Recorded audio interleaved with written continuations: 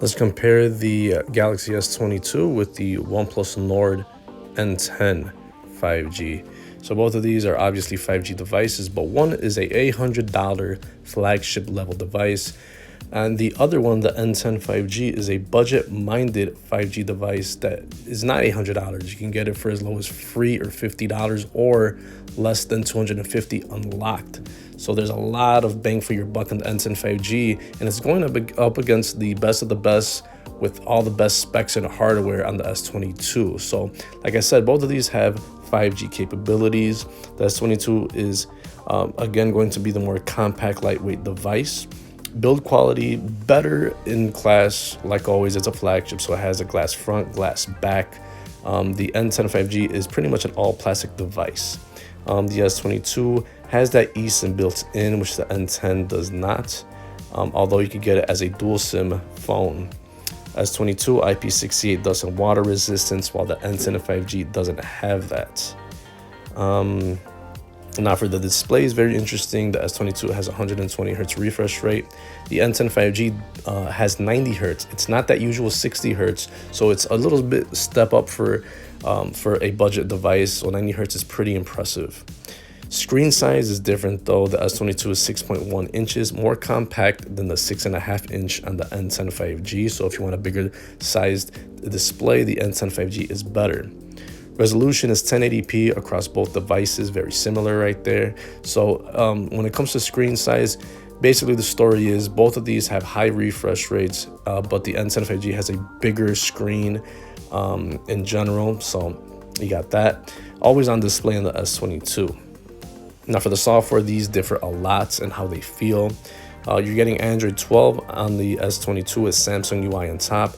You're getting Android 10 with Oxygen OS on top on the N10 5G. So you have Samsung skin versus stock version of Android, basically.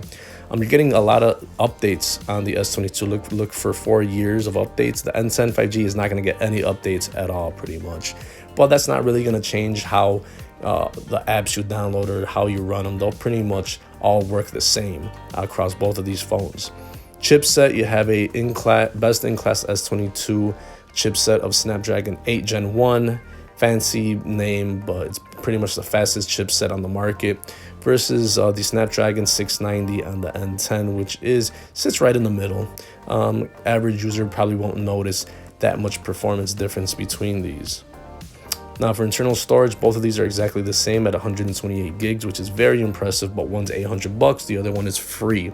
And the N10 has the advantage of having the micro SD card slot, so you could slap in some more storage on the fly with, for little to no money, basically, how cheap SD cards are nowadays. Now for the RAM, the S22 has 8 gigs of RAM, which is an extra 2 gigs compared to the 6 gigs on the N10 5G. I think that most people won't notice that difference unless you're running tons and tons of apps in the background and you have some apps maybe crash, but 6 gigs is a healthy amount of RAM, especially for the average user.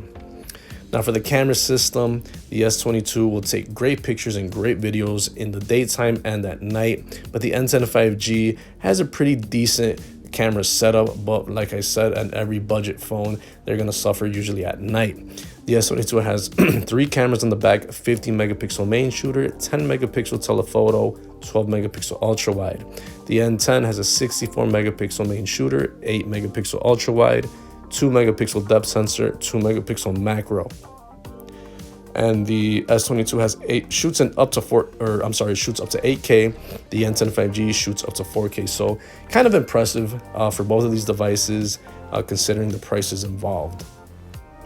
Selfie cameras, the S22 has 10 megapixel shooter in 4K, and 10 OnePlus phone, 60 megapixel shooting up to 1080p.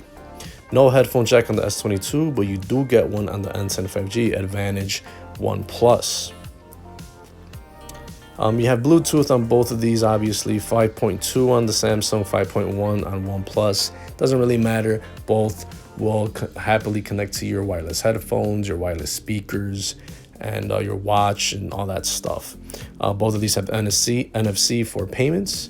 Both have USB Type-C for charging. Both have fingerprint readers, but the S22 has under the display, and N10 5G has a rear mounted one. Now for the battery, the S22 has a smallish 3700 milliamp battery, while the N10 5G is 4300 milliamps. So the N10 5G pretty much just beats it out with having a bigger battery life, although the S22 probably has optimization with the chipset and the software, but I'll rather have a bigger battery any day of the week. Now the S22 does have fast charging at 25 watts, but believe it or not, the N10 5G, a free device, has fast charging included at 30 watts. So you have faster charging on the N10 5G, which is something I really care about, having fast charging on the phone. The S22 does have extras like wireless and reverse wireless charging, but in the battery and charging department, the N10 5G actually blows the S22 out of the water.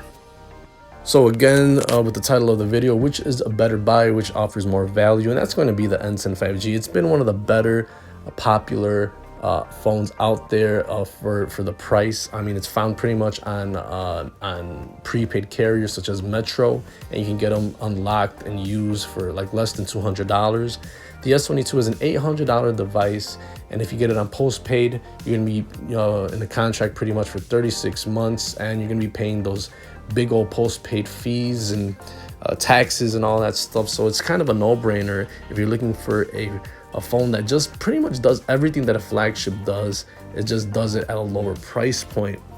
There's just some things that I like about the N10 5G over any flagship, like a big battery. Like it has a micro SD card slot, it has a headphone jack, it has a reliable fingerprint reader on the back. This one has NFC, it has a good amount of RAM. The S22 5G, it's self-explanatory, but it has pretty much the best, it has the best chipset all the time, and it always has a good amount of RAM. But I think for the average everyday use, you won't really need that stuff. On a day-to-day basis, you care about battery life, you care about a big screen, you care about the fast charging. I mean, if you only have 30 minutes, that'll pretty much charge up your phone real quick. And the price, I mean, if you could save money on the phone, you could allocate that extra money and getting cases, and you can get accessories, you can get other devices, Chromebooks, trackers, you name it. You can have extra money in your pocket, and since it's on prepaid already, you're gonna be saving every month and be happy with that N10 5G purchase. Another big difference, and that's totally up to you, is some people really do like stock Android, because Samsung, although it's very pretty and very nice and it's very fluid and it has a lot of stuff, some people just don't like all that extra stuff going on. It's a little bit too busy for people is what I'm trying to say. So let me know what you guys think. I'll see you in the next comparison video. See ya.